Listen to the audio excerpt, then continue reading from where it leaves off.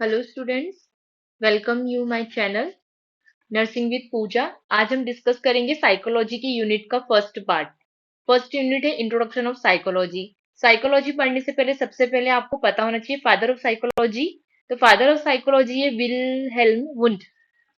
Next आगे बढ़ते हैं introduction. Psychology is a Greek word psyche and logos. Psyche means soul and logos means the study of. So this it means study of soul. सबसे पहले psychology एक Greek word है और psyche का मतलब होता है साउल और लोगस का मीनिंग होता है स्टडी। तो इसका पूरा साइकोलॉजी का मीनिंग क्या हुआ? Study of Saul. जैसे टाइम आगे बढ़ा, एक साइकोलॉजिस्ट थे विलियम जेम्स, उन्होंने साउल की जगह अनदर वर्ड यूज किया, वो है माइंड। उन्होंने साउल को रिप्लेस कर दिया माइंड से। पर क्योंकि माइंड को ना तो हम देख सकते हैं ना ही उसको समझ सकते कंप्लीटली, इसलिए इस वर्ड को माइंड को भी हमने क्या कर दिया? रिप्लेस कर दिया। और विलियम हुन ने, जो जर्मनी के साइकोलॉजिस्ट हैं, उन्होंने साइकोलॉजिस्ट थे, उन्होंने साइकोलॉजी में साइकी का मतलब डिराइव किया था कॉन्शियसनेस। तो उनके अकॉर्डिंग साइकोलॉजी का मतलब था स्टडी ऑफ कॉन्शियसनेस। लेकिन टाइम के साथ इस मीनिंग को भी डिस्कार्ड कर दिया। और अब करंट सिनेरियो अगर हम देखते हैं, तो अगर कोई पूछता है कि साइकोलॉजी क्या है, तो एक्सप्लेन करेंगे the systematic study of human and animal behaviour. अब तो साइकोलॉजी का मतलब क्या हुआ कि सिस्टमेटिक स्टडी करना है बिहेवियर की, ह्यूमन और एनिमल की, वो क्या है? साइकोलॉजी। नेक्स्ट है evaluation of meaning of psychology. तो सबसे पहले कैसे इवेल्युएशन, साइकोलॉजी का जो वर्ड है उसके मीनिंग का इवेल्युएशन कैसे हुआ? तो सबसे पहले तो उसे साउल के नाम से हमने जाना साइकी को। नेक्स्ट में हमने माइंड ऑफ स्टडी, साइकोलॉजी का मीनिंग निकाला स्टडी ऑफ माइंड। थर्ड है, हमने इसका मीनिंग निकाला टाइम के साथ में कि साइकोलॉजी का मतलब है स्टडी ऑफ कॉन्शियस एक्सपीरियंस। और एक करंट अगर हमसे कोई पूछता है तो साइकोलॉजी का मतलब हम क्या बताएंगे कि behaviour, study of behaviour, human और एनिमल के बिहेवियर की स्टडी करना क्या है? साइकोलॉजी। आगे मूव करते हैं मीनिंग ऑफ बिहेवियर। बिहेवियर किसे कहते हैं? तो any phenomena expression of life is activity and collective name for this activity is a behaviour. तो किसी भी ह्यूमन बीइंग के लाइफ में जो एक्सप्रेशन और या फिनोमिना या एक्सपीरियंस वो करता है, वो एक्टिविटी को हम अगर एक साथ इन सारी एक्टिविटीज को देखेंगे तो उसका नाम हम क्या देंगे? Behaviour. Behavior include not only the conscious behavior and activity of the human mind but also the subconscious and unconsciousness. तो बिहेवियर में हम सिर्फ कॉन्शियस एक्टिविटीज और जो हमारा बिहेवियर है वो ही सिर्फ इंक्लूड नहीं करेंगे, इसमें क्या क्या सब कॉन्शियस और अनकॉन्शियस जो हमारा माइंड है उसकी जो एक्टिविटी और बिहेवियर है वो भी हम इसके अंदर इंक्लूड करेंगे बिहेवियर के अंडर में। Next है, in a nutshell, the term behavior refer to the entire life activity and experience of all the living organism. In nutshell में अगर हम बताना चाहेंगे कि बिहेवियर क्या है, तो एक लिविंग ऑर्गेनिज्म अपनी पूरी लाइफ में जो भी एक्टिविटी करता है, जो एक्सपीरियंस कलेक्ट करता है, वो क्या है? उसका बिहेवियर है। नॉर्मली एक लेमन लैंग्वेज में आपको एक बार बताना चाहूंगी कि बिहेवियर क्या है। तो किसी भी ह्यूमन बीइंग के जो एक्सपीरियंस है, जो एक्टिविटी वो शो करता है, उसको हम कॉमनली कलेक्टिवली क्या नाम देंगे? उसका बिहेवियर। उस इंडिविजुअल का वो बिहेवियर है। अब बिहेवियर में तीन चीजें मेनली इंक्लूड होती है: motor activity, cognitive activity and affective activity. Motor activity में क्या आएगा? वॉकिंग, स्विमिंग, डांसिंग, जो हमारी मोटर न्यूरॉन से रिलेटेड होती है। नेक्स्ट है कॉग्निटिव एक्टिविटी। तो कॉग्निटिव एक्टिविटी जो हमारे ब्रेन से रिलेटेड है, हमारे कॉग्निटिव न्यूरॉन से रिलेटेड है, वो है थिंकिंग, रीजनिंग और इमेजिंग। थर्ड है अफेक्टिव एक्टिविटी। तो जो हमारे मूड्स होते हैं, वो हुआ हैप्पी होना, हुआ सैड, हुआ एंग्री, हुआ फ्रस्ट्रेटेड, हुआ इरिटेट, हुआ, ये सारी जो हमारे मूड स्विंग्स होते हैं वो सब किसके आएंगे? किसके अंडर में आएंगे? अफेक्टिव एक्टिविटी के अंडर में। तो ये हमने तीन बिहेवियर देखे, बिहेवियर एक्टिविटी देखी है: motor, cognitive and affective. Next आते हैं डेफिनेशन ऑफ साइकोलॉजी। तो सबसे पहले जो डेफिनेशन है, तो जैसे हमने पहले प्रीवियस स्लाइड में डिस्कस किया था, psychology is the science of human behaviour. तो साइकोलॉजी क्या साइंस क्या है? ह्यूमन और एनिमल की बिहेवियर की जो स्टडी करना, उसको हम क्या कहते हैं? साइकोलॉजी। ये डेफिनेशन 1911 में वॉल्टर बाउजर फिल्सबरी ने दिया था। सेकेंड डेफिनेशन है, psychology is a science which aims to give us better understanding in control of the behaviour of the organism as a whole. Psychology एक ऐसा विज्ञान है, एक ऐसा साइंस है जिसमें इसका उद्देश्य क्या होता है? किसी भी ऑर्गेनिज्म की, किसी भी लिविंग ह्यूमन के बिहेवियर का अच्छे से समझना और उस पर कंट्रोल करना, उसको बेहतर तरीके से समझना, क्या हुआ? साइकोलॉजी। ठीक है। मैं एक बार फिर से समझाती हूँ। साइकोलॉजी एक ऐसा विज्ञान या ऐसा साइंस है जिसका उद्देश्य होता है, जिसका एम होता है किसी भी इंडिविजुअल के बिहेवियर को, उसकी कंप्लीट बिहेवियर को, लिविंग ऑर्गेनिज्म के कंप्लीट बिहेवियर को समझना और उसको कंट्रोल करना, उसकी स्टडी करना क्या है, साइकोलॉजी। ये डेफिनेशन हमें दी थी विलियम मैकडॉगल ने 1949 में। थर्ड डेफिनेशन है psychology is a science and the properly trained psychologist is a scientist, at least a practitioner, who use scientific method information resulting from scientific investigation। तो science psychology को हम ऐसे समझ सकते हैं कि साइकोलॉजी एक साइंस है, उसमें कोई भी साइकोलॉजिस्ट या साइंटिस्ट एटलीस्ट वो प्रैक्टिशनर होना चाहिए। वो क्या करता है, साइंटिफिक मेथड्स, जो भी साइंटिफिक मेथड्स या इंफॉर्मेशन है उनका यूज करके इन्वेस्टिगेशन करता है। उसका रिजल्ट क्या होता है, वो एक साइंटिफिक इन्वेस्टिगेशन करता है। ये डेफिनेशन दी थी एनल मुन ने 1967 में। लास्ट साइकोलॉजी की डेफिनेशन है psychology is the investigation of human and animal behaviour end of the mental and psychological physiological process associated with behaviour. ये लास्ट जो डेफिनेशन है जैक्सन ने 1976 में दी थी। इसका मतलब है कि ह्यूमन साइकोलॉजी एक ऐसा तरीका है जिसमें हम ह्यूमन और एनिमल का बिहेवियर चेक करते हैं कि उसने ऐसा क्यों रिएक्ट किया है, इस ये एक्टिविटी करने के पीछे उसका क्या कारण है। ये हम उसका मेंटल और फिजियोलॉजिकल रीजन क्या है किसी भी एक्टिविटी करने के पीछे, उसको स्टडी करना, उसको इन्वेस्टिगेट करना क्या है, साइकोलॉजी है। तो बच्चों हमने यहाँ पे 4 डेफिनेशन देखी है। फर्स्ट हमने देखी है कि साइकोलॉजी ह्यूमन के नेचर को स्टडी करना क्या है, साइकोलॉजी। सेकंड क्या है, साइकोलॉजी एक साइंस है जिसमें हम क्या करते हैं, किसी भी लिविंग ऑर्गेनिज्म के बिहेवियर को हम अच्छे से समझते हैं और उसको कंट्रोल करते हैं। थर्ड में हमने देखा कि साइकोलॉजी एक साइंस है जिसमें जो साइंटिस्ट होता है वो साइंटिफिक मेथड को यूज करके इन्वेस्टिगेशन करता है किसी भी इंडिविजुअल के बिहेवियर की। और लास्ट डेफिनेशन है जो जैक्सन ने दी है, उसके अकॉर्डिंग साइकोलॉजी एक इन्वेस्टिगेशन, एक परीक्षण है जिसमें हम क्या करते हैं, ह्यूमन और एनिमल के बिहेवियर का को चेक करते हैं या ऑब्जर्व करते हैं कि उसके कोई भी उसने अगर एक्शन किया है, कोई काम किया है, तो उसके पीछे उसकी क्या मेंटल स्टेटस है, क्या फिजियोलॉजिकल स्टेटस है, ये हम उसमें देखते हैं। ये हो गया 4 डेफिनेशंस। अब नेक्स्ट हम मूव करते हैं स्कोप की तरफ। Scope of psychology. The scope of subject can usually be discussed under the following two headings। हम स्कोप दो मेन हेडिंग्स के अंडर में डिस्कस करेंगे। सबसे पहली the limit of its operation and applications. तो जो साइकोलॉजी है उसके और लिमिटेड ऑपरेशंस और एप्लीकेशन है वो है स्कोप उसके। और second the branches topic and subject matter with which it deals. Second हम देखेंगे कि अकॉर्डिंग टू सब्जेक्ट और कोई टॉपिक और ब्रांच जो रिक्वायरमेंट है उसके बिहाफ पे क्या क्या स्कोप है साइकोलॉजी के। सबसे पहले हम इसमें डील करेंगे फर्स्ट वाला point, limit of its operation and application. इसमें क्या सारे सब पॉइंट्स है, it studies describe and explain the behaviour of living organism. जो हम स्कोप में हम इसमें क्या करेंगे कि हम जो भी लिविंग ऑर्गेनिज्म है उनके बिहेवियर को एक्सप्लेन करेंगे।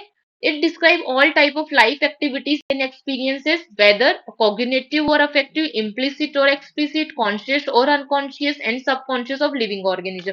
इसके अंदर हम किसी भी इंडिविजुअल के सारे मूड स्विंग्स, कॉन्शियस अनकॉन्शियस, सारी एक्टिविटीज जो भी लिविंग ऑर्गेनिज्म है उसकी सारी एक्टिविटीज को हम स्टडी करते हैं, उसको डिस्क्राइब करते हैं।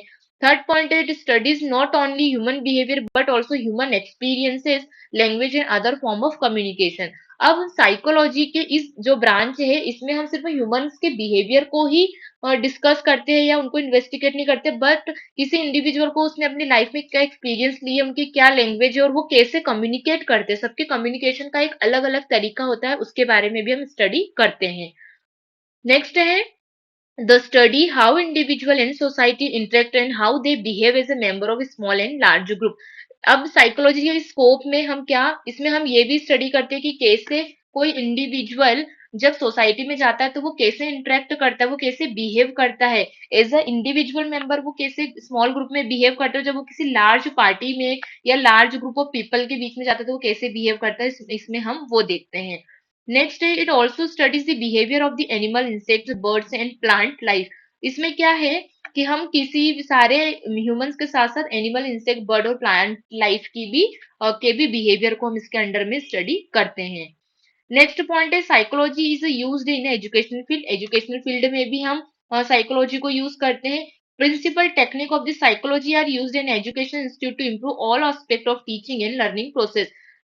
जो प्रिंसिपल है एजुकेशनल साइकोलॉजी का, जो प्रिंसिपल टेक्निक है कि हम उसको एजुकेशन में क्यों यूज करते हैं, तो हम इसलिए यूज करते हैं कि कैसे इंस्टीट्यूट में टीचिंग प्रोग्राम्स को और बच्चों के लर्निंग प्रोग्राम्स को, उनकी साइकोलॉजी को समझ के, उनकी मेंटल स्टेटस को समझ के और टीचर्स के भी मेंटल स्टेटस को समझ के हम किस तरीके से अच्छी स्टडी बच्चों को दे सकते हैं और टीचर अच्छे तरीके से बच्चों को पढ़ा सके, इसके ऊपर हम फोकस इम्फेसाइज करते हैं। नेक्स्ट है इंडस्ट्रियल। इंडस्ट्रियल एरिया में क्या स्कोप है? तो happy employee are more productive. Psychology is used to build control relationship and to improve the moral of employees. ठीक है, तो साइकोलॉजी का हम इंडस्ट्रियल एरिया में कैसे यूज कर सकते हैं? तो कहीं भी किसी भी इंडस्ट्री या कोई भी इंस्टीट्यूट है, वहां के अगर एम्प्लॉय हैप्पी है तो उनकी प्रोडक्टिविटी वो अच्छे से करेंगे, वो अच्छे से काम करेंगे। तो साइकोलॉजी का हम इस फील्ड में कैसे यूज करते हैं? तो हम उनके मोरल को, हम उनकी थिंकिंग को, उनके प्रॉब्लम्स को समझ के, उनके साथ अच्छी रिलेशनशिप मेंटेन करके, उनको मेंटली और फिजिकली दोनों तरफ से स्ट्रेस फ्री करेंगे तो एम्प्लॉय हैप्पी रहेंगे, तो उनकी प्रोडक्टिविटी भी ज्यादा होगी। इस तरीके से हम इसको साइकोलॉजी को इंडस्ट्रियल एरिया में यूज कर सकते हैं। लास्ट है क्रिमिनोलॉजी। क्रिमिनोलॉजी में हम साइकोलॉजी को कैसे यूज करते हैं? तो to understand causes behind criminal behaviour, it help to reduce the crime and rehabilitate the criminal. Criminology में हम साइकोलॉजी को कैसे यूज करते हैं? तो अगर किसी इंडिविजुअल ने क्राइम किया है, तो क्राइम करने के पीछे उसका क्या रीजन था, उसका क्या मेंटल स्टेटस था, वो जानने के बाद में हम क्राइम क्राइम को भी कम कर सकते हैं और पेशेंट या इंडिविजुअल जिसने क्राइम किया है उसको रिहेबिटेट भी कर सकते हैं। मतलब हम उसको समझा के, उसकी मेंटल स्टेटस को समझ के, उसकी प्रॉब्लम्स को समझ के, उनको काउंसिल करके हम उसको नॉर्मल या अच्छे इंसान में भी हम उसको कन्वर्ट कर सकते हैं। उसके जो क्रिमिनल माइंड है, जो उसकी क्रिमिनल थिंकिंग है, उसको भी हम बदल सकते हैं। ये है। तो ये हमने देखे कि स्कोप ऑफ साइकोलॉजिस्ट क्या क्या थे, ऑपरेशंस उनकी एप्लीकेशंस क्या थी। अब सेकंड है the branches topic in subject method matter which which it deals. तो अकॉर्डिंग टू ब्रांच टॉपिक्स के सब्जेक्ट में हमने इसको कितने में डिवाइड किया है, वो हम देखेंगे सेकंड पॉइंट में। No limit can be imposed upon the scope of subject psychology. It has many branches, field and subfield. For convenience, it may be broadly divided into pure and applied psychology. ठीक है, psychology को की कोई limit नहीं है इस subject की। According to जैसे भी रिक्वायरमेंट लगती है और जैसे कन्वीनियंस होता है, इसको हम अपनी बहुत सारी सब फील्ड या ब्रांच या फील्ड में हम इसको डिवाइड कर सकते हैं। यहाँ पे हमने मेनली दो ब्रांच में इसको डिवाइड किया है। एक है प्योर साइकोलॉजी, सेकेंड है अप्लाइड साइकोलॉजी। अब बच्चों प्योर साइकोलॉजी क्या होता है, पहले हम ये देखते हैं। It's psychology provide the framework and theory, it deal with the formulation of psychological principle and theories, it suggest various method and techniques for the analysis, assessment, modification and improvement of behaviour. Pure psychology क्या है, इसके under में हम क्या करते हैं कि जो भी पुरानी जो ओल्ड साइकोलॉजी की जो थ्योरीज है, जो फ्रेमवर्क्स हैं, उनका यूज करके, उनके प्रिंसिपल का यूज करके हम क्या करते हैं, उनकी मेथड टेक्निक्स का यूज करके हम एनालिसिस करते हैं किसी भी इंडिविजुअल का या इंडिविजुअल प्रॉब्लम का, और उसका असेसमेंट करते हैं और उसको इंडिविजुअल के बिहेवियर को एनालिसिस करते हैं, असेस करते हैं, उसमें मॉडिफिकेशन करते हैं और उसको इम्प्रूव करने की कोशिश करते हैं। कैसे करते हैं? प्योर साइकोलॉजी में हम साइकोलॉजी की थ्योरी, प्रिंसिपल्स और टेक्निक्स और मेथड्स को यूज करके इंडिविजुअल का बिहेवियर चेंज करते हैं, एनालिसिस करते हैं, असिस करते हैं, फिर जो रिक्वायर्ड मॉडिफिकेशन होते हैं उनको डाल के हम उसके बिहेवियर को इम्प्रूव करते हैं। ये है प्योर साइकोलॉजी।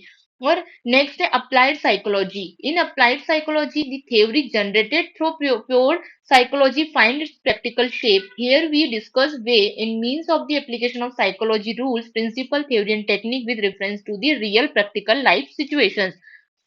अप्लाइड साइकोलॉजी में क्या करते हैं, जो प्योर साइकोलॉजी में हम प्रिंसिपल्स और थ्योरीज जो यूज करते हैं किसी भी इंडिविजुअल को चेंज करने के लिए या उसको इम्प्रूव करने के लिए, उसके बिहेवियर को, उन रूल्स, प्रिंसिपल, थ्योरी और टेक्निक्स का यूज करके हम रियल लाइफ में, प्रैक्टिकल लाइफ सिचुएशंस में हम उन थ्योरीज का यूज करते हैं। ये है applied psychology. I hope students आपको इनमें डिफरेंस समझ में आया होगा। प्योर साइकोलॉजी में हम जो ओल्ड थ्योरीज, प्रिंसिपल्स है, फ्रेमवर्क है, उनका यूज करते हैं और इम्प्रूव करते हैं किसी का बिहेवियर। और अप्लाइड साइकोलॉजी में जो प्योर साइकोलॉजी में ऑलरेडी यूज किए गए थ्योरीज है, प्रिंसिपल्स है, फ्रेमवर्क है, उनको हम क्या करते हैं, रियल लाइफ में यूज करके प्रॉब्लम्स को सॉल्व करते हैं और जो रियल लाइफ, प्रैक्टिकल लाइफ की जो प्रॉब्लम्स हैं, जो बिहेवियर है, उनको चेंज करते हैं या उनको इम्प्रूव करने की कोशिश करते हैं। सबसे पहले हम देखेंगे प्योर साइकोलॉजी। तो प्योर साइकोलॉजी में 7 स्कोप दिए हुए हैं। एक abnormal psychology, social psychology, physiological psychology, parapsychology, geo psychology, development psychology, general psychology और एक्सपेरिमेंटल साइकोलॉजी। अब हम वन बाय वन इसको डील करेंगे। सबसे पहले प्योर साइकोलॉजी का फर्स्ट पॉइंट है abnormal psychology. It deal with the behavior of individual who are unusual. It studies mental disorder, their cause and treatment. अब प्योर साइकोलॉजी में अगर हम स्कोप में अगर हम जाते हैं कि हमें एबनॉर्मल साइकोलॉजी के स्कोप में जाना है या उसके अंडर में हमको पढ़ाई करना है या आगे मूव करना है और आपने एबनॉर्मल साइकोलॉजी वाला डिपार्टमेंट सिलेक्ट किया है, तो आपको इसमें इस तरीके के पेशेंट्स मिलेंगे जो क्या है, जिनका बिहेवियर नॉर्मल नहीं है, एबनॉर्मल है। तो हम क्या करेंगे, एबनॉर्मल बिहेवियर के पीछे कुछ कॉज हो सकता है उनको मेंटल डिसऑर्डर हो, या उनकी लाइफ में कुछ ऐसे इंसिडेंट हुए हो जिसकी वजह से उनका बिहेवियर एबनॉर्मल हो गया। तो इन सब के बारे में स्टडीज हम किसमें करते हैं, एबनॉर्मल साइकोलॉजी वाली फील्ड में करते हैं। सेकंड, हम आगे चलते हैं सोशल साइकोलॉजी। अगर आपने स्कोप में सोशल साइकोलॉजी सिलेक्ट किया है तो ये किससे डील करता है, तो it deal with the group of behaviour and inter relationship of people with other people, how an individual is influenced by other and how an individual influence other behavior. It studies various type of group phenomena such as public opinion, attitude, belief and crowd behavior. मान लेते हैं कि अगर आपने social psychology वाला scope select किया है तो उसमें आप क्या स्टडी करेंगे, इसमें आप देखेंगे कि कैसे जो पीपल्स होते हैं, जो ह्यूमंस होते हैं, वो आपस में एक ग्रुप में रहते हैं तो वो कैसे बिहेव करते हैं, उनके लोगों के साथ में रिलेशनशिप कैसे बनते हैं, कैसे किसी एक इंडिविजुअल का बिहेवियर दूसरे इंडिविजुअल पे प्रभाव डालता है, कैसे उसको इन्फ्लुएंस करता है और उसके बिहेवियर में फिर क्या चेंजेस आते हैं, उसके बारे में स्टडीज करना। एक ग्रुप के बारे में कि एक कोई इंडिविजुअल ग्रुप है वो क्या ओपिनियन दे रहा है। अगर वो हम एक पॉलिटिकल पार्टी की बात करते हैं कि अगर कोई एक ग्रुप है या कोई एक एरिया है जो एक बीजेपी की पार्टी को अगर सपोर्ट करता है और कांग्रेस की पार्टी का अगर वो पोस्ट करता है, तो उसके बिहाइंड रीजन क्या है, वो ग्रुप ऐसे क्यों बिहेव कर रहा है, उनके ओपिनियन, उनके एटीट्यूड्स, उनके बिलीव्स उस स्पेसिफिक पॉलिटिकल पार्टी को लेकर क्या है, वो ऐसे क्यों बिहेव करता है, उसके रीजंस को पता करना सोशल साइकोलॉजी। आपको नाम से ही समझ में आता है, सोशल यानी सोसाइटी, यानी सोसाइटी ह्यूमन से मिलकर बनी हुई है, पर्सन, ग्रुप ऑफ पर्सन से मिलकर बनी हुई है। तो एक ग्रुप में एक इंडिविजुअल कैसे बिहेव करता है और उसके बिहेवियर का किसी दूसरे पे क्या इन्फ्लुएंस होता है, वो हम किसके अंडर में स्टडी करते हैं, सोशल साइकोलॉजी के अंडर में। अब थर्ड आता है फिजियोलॉजिकल साइकोलॉजी। तो जैसे आपको नाम से ही समझ में आता है कि फिजियोलॉजिकल यानी हमारे कोई भी फिजिकल फैक्टर्स, हमारी बॉडी के सेंस ऑर्गन हो गया, नर्वस सिस्टम हो गया, मसल्स हो गई, ग्लैंड्स हो गई, हार्मोन्स हो गए, तो जो भी हमारे फिजिकल फैक्टर्स है वो हमारे ह्यूमन बिहेवियर पे कैसे इफेक्ट डालते हैं, उसका जो स्टडी करते हैं वो हम फिजियोलॉजिकल साइकोलॉजी के अंडर में करते हैं। अगर किसी इंडिविजुअल है, फॉर एग्जांपल कोई इंडिविजुअल है, अगर उसके हार्मोन्स ऊपर नीचे हो रहे हैं तो वो कितना, अगर किसी का थायराइड, मान लेते हैं कि किसी का थायराइड हार्मोन है, अगर वो हाइपोथायरॉइडिज्म का पेशेंट है तो वो कैसे अ, एकदम डाउन रहेगा, दुखी रहेगा, उसको छोटी-छोटी बातों पे रोना आ जाएगा, उसे उसका वेट बहुत ज़्यादा बढ़ेगा तो उसका जो कॉन्फिडेंस लेवल है वो कम हो जाएगा। तो इन सब के बारे में फिजियोलॉजिकल डिस्टरबेंस की वजह से किसी इंडिविजुअल के मूड्स में, बिहेवियर में जो चेंजेस आता है, वो फिजियोलॉजिकल साइकोलॉजी के अंडर में हम स्टडी करते हैं। नेक्स्ट हम मूव करते हैं पैरासाइकोलॉजी।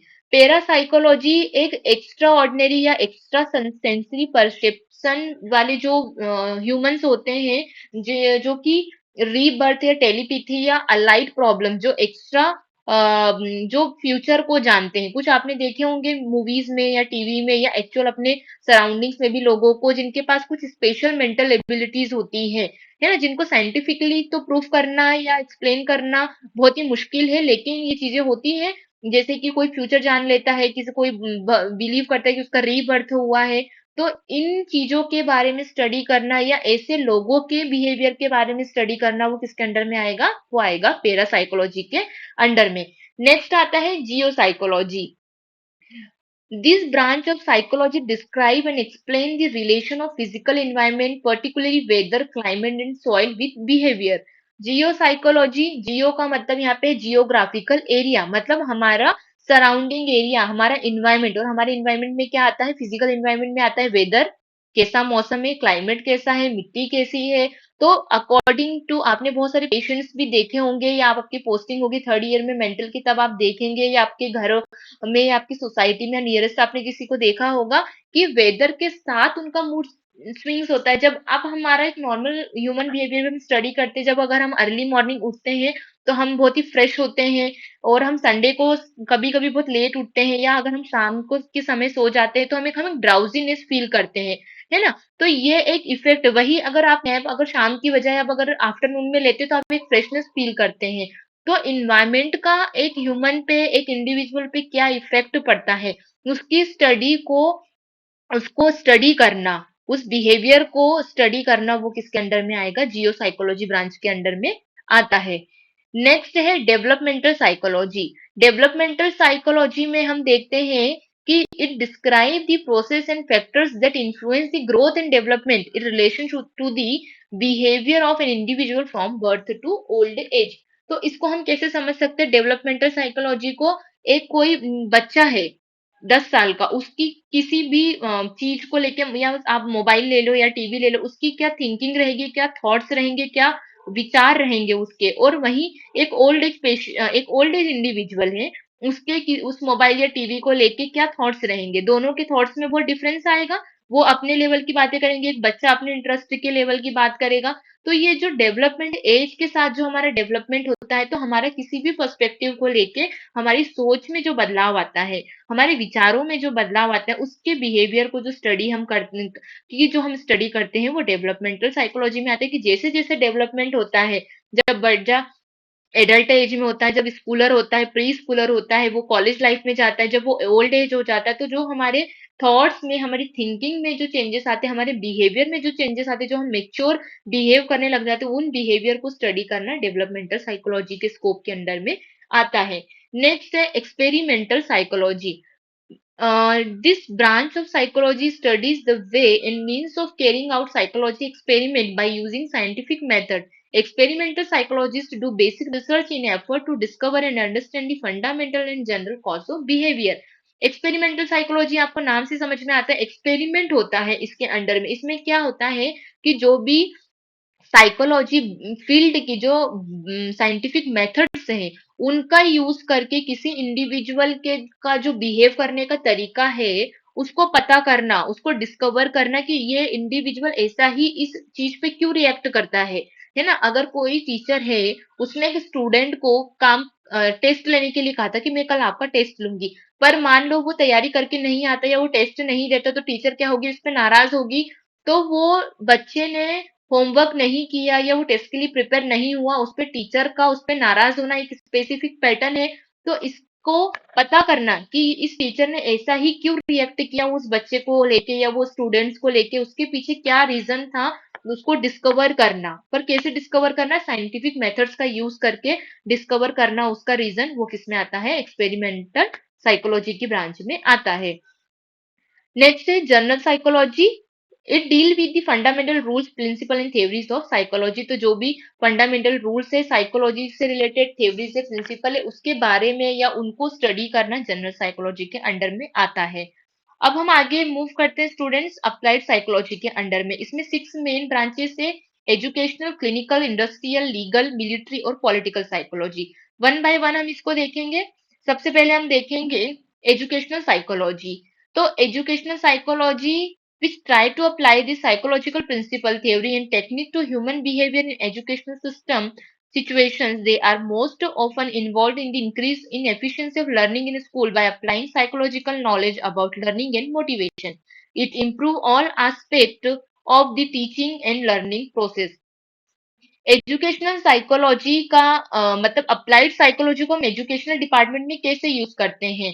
तो जो भी साइकोलॉजी के जो प्रिंसिपल और थ्योरी या टेक्निक्स हैं, उसके थ्रू हम जो स्टूडेंट्स हैं, उनके बिहेवियर को स्टडी करके, उनके माइंडसेट को अंडरस्टैंड करके, उनको किस टाइप के कैसे उनको लर्निंग चाहिए, वो कैसा पढ़ना चाहते हैं, उनका मोटिवेशन प्रॉपर बना रहे, वो मोटिवेटेड रहे अपनी स्टडीज को लेके, इसको इम्प्रूव करने के लिए, रिजल्ट्स को इम्प्रूव करने के लिए एजुकेशनल साइकोलॉजी रिक्वायर्ड होती है। इसमें हम पढ़ने और पढ़ाने दोनों एस्पेक्ट्स पे हम ध्यान देते हैं एजुकेशनल साइकोलॉजी में।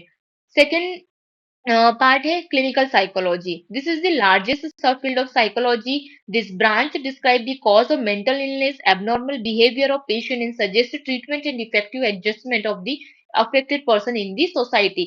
Clinical psychology जो हम करते हैं, जो हम देखते हैं, ये सबसे बड़ा लार्जेस्ट सब फील्ड है साइकोलॉजी का. इसमें क्या होता है, किसी भी इंडिविजुअल को अगर कोई डिजीज कंडीशन है, तो उस या कोई एबनॉर्मल बिहेवियर शो करता है पेशेंट या इंडिविजुअल, तो उसको कैसे ठीक कर सकते हैं, उसका क्या ट्रीटमेंट करे कि वो एक नॉर्मल पर्सन की तरह एक सोसाइटी में किसी को हार्म पहुंचाए बिना रह सके, उसको वो किसके अंडर में आएगा, क्लिनिकल साइकोलॉजी के अंडर में आएगा. तो जो भी हम डिजीज कंडीशंस पढ़ने वाले हैं आगे, या आप थर्ड ईयर्स में या फर्स्ट ईयर में भी पढ़ेंगे, वो सब किसके अंडर में आएगा, क्लिनिकल साइकोलॉजी की ब्रांच के अंडर में आता है.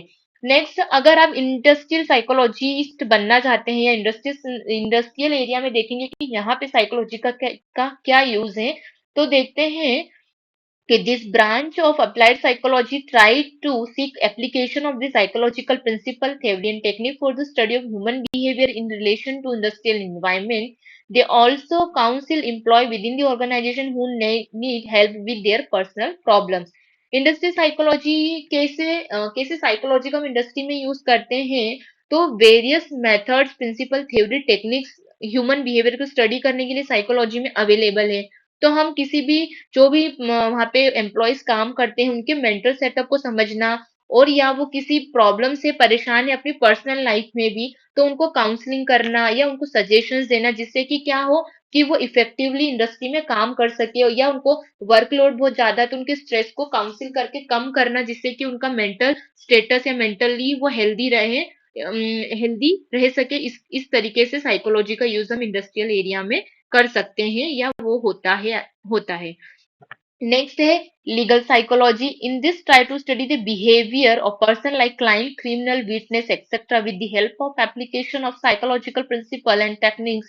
The root cause of crime, offence, dispute और any legal case can be properly understood through the use of this branch of psychology. आपको सब पढ़ के ही एक रीड करके ही समझ में आ गया लीगली हम साइकोलॉजी को कैसे यूज कर सकते हैं. तो कोई भी क्लाइंट क्लाइंट में कोई क्रिमिनल हो सकता है या कोई विटनेस हो सकता है, उसको साइकोलॉजी के प्रिंसिपल और टेक्निक का यूज करके उसने क्यों ये क्राइम किया है. अगर हम देखा जाए, जो चोरी करने वाले जो विक्टिम्स होते, तो वो चोरी क्यों करते हैं, आखिर क्यों उनने उनका क्या ऐसा मेंटल सेटअप रहा होगा, या क्या उनके लाइफ एक्सपीरियंसेस रहे होंगे जिसकी वजह से वो ये बिहेवियर शो कर रहे हैं. तो उसको समझना, उनको उसके बारे में स्टडी करना और फिर उनको काउंसिल करना, वो इस लीगल साइकोलॉजी के अंडर में आता है. उनके बिहेवियर को स्टडी करना, उसके रूट कॉज को पता करना, उन क्रिमिनल्स की, क्लाइंट्स की, वो लीगल साइकोलॉजी में आता है. मिलिट्री में साइकोलॉजी का कैसे यूज होता है, तो this branch of psychology is concerned with the use of psychological principle and technique in military science, how to keep the morale of soldiers and citizens high during war time, how to secure better recruitment of the personnel for the fighting capacities and organizational climate and leadership etc. Military psychologist अगर हम बनते हैं या military psychology के department में, scope में हम आगे ग्रो करते हैं, तो उनकी क्या जॉब एंड रिस्पॉन्सिबिलिटी होती है.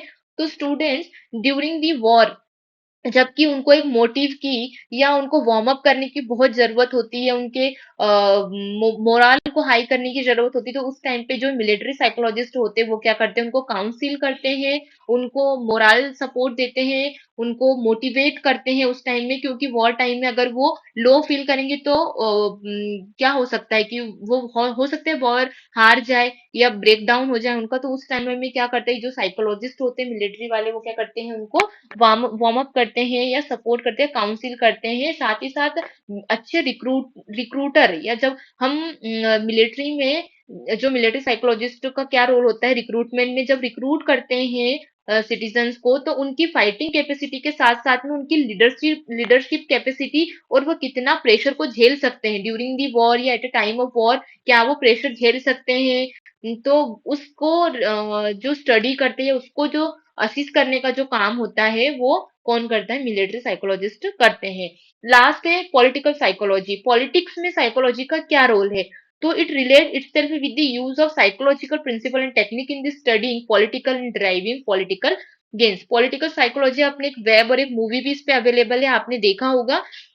कि जो साइको पॉलिटिशियंस होते हैं वो क्या करते हैं, एक ग्रुप ऑफ, जैसे कि ये मध्य प्रदेश है, यहाँ के जो पीपल्स है, जो यहाँ की पॉपुलेशन है, उनके माइंडसेट को स्टडी करना, या उनके बिहेवियर को, या किसी भी पार्टी, स्पेसिफिक पार्टी को लेके वो क्या रिस्पॉन्स करते हैं, इसको स्टडी करना, और उनके माइंड को कैसे हम अपनी तरफ, कोई भी स्पेसिफिक पार्टी वो अपने तरफ कैसे उनका रुख मोड़ सकती है, उसको स्टडी करके उनके लिए वैसी फैसिलिटीज बिफोर दी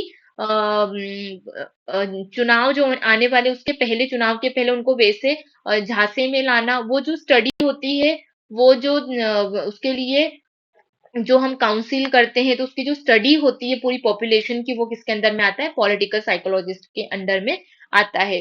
तो स्टूडेंट्स, आज हमने सबसे पहले देखा इस वीडियो में कि इंट्रोडक्शन, सबसे पहले देखा कि साइकोलॉजी वर्ड कहाँ से आया, उसका इवेल्युएशन कैसे हुआ है, बिहेवियर का मीनिंग क्या है, ये हमने देखा। उसके बाद में हमने डेफिनेशंस देखी, यहाँ पे हमने मल्टीपल डेफिनेशंस देखी, एटलीस्ट आपको 2 डेफिनेशंस विथ राइटर के नाम है आपको याद रखना है फॉर एग्जाम्स के लिए। उसके बाद में हमने देखा स्कोप ऑफ साइकोलॉजी। मैंने आपको ये 2 ब्रांचेस बताई है साइकोलॉजी की, अगर आपको ये नहीं भी याद रहती है तो आप मेनली ये ब्रांच प्योर साइकोलॉजी और अप्लाइड साइकोलॉजी भी स्कोप ऑफ साइकोलॉजी में लिख के आएंगे तो आपको पूरे मार्क्स मिलेंगे। और इसका जो रिमेनिंग पार्ट है इस यूनिट का, वो मैं अगले वीडियो में डील किया है मैंने, तो आप प्लीज जाके, मैं इस यूनिट के साथ में उसके लिंक डाल दूंगी, तो आप वो चैप्टर, इस चैप्टर का सेकेंड पार्ट भी गो थ्रू कर सकते हैं। स्टूडेंट्स, अगर आपको स्पेसिफिक टॉपिक पढ़ना है, या कुछ प्रॉब्लम है, या कुछ सजेशंस देना चाहते हैं, तो प्लीज कमेंट बॉक्स में मुझे कमेंट करके बताइएगा। अगर आपको मेरा चैनल पसंद आया, मेरा वीडियो समझ में आया, तो please like and subscribe my channel.